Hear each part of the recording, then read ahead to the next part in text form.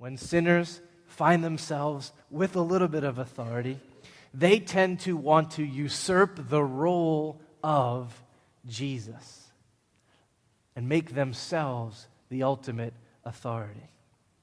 Another way to say that is to say that sinful authority hates to stay in its lane. It doesn't want to recognize the supremacy of Christ.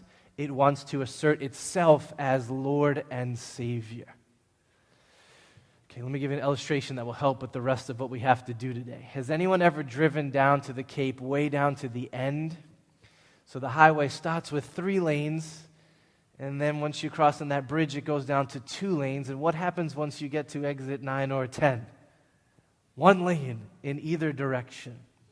Okay, now imagine a car with me down there refusing to stay in its lane. What have you got? 16-and-a-half-year-old Matt Cruz driving. You've got danger. You've got potential damage. Someone's going to get hurt.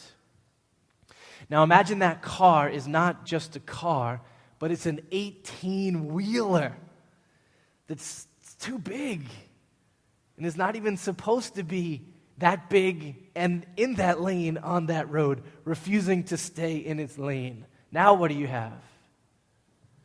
All right. Now imagine that way too big vehicle who is swerving in and out of its lane is driven by a maniac who thinks that they're Jesus and immortal and unkillable. Now you've got a scene from the kind of movie that I will pay money to go see.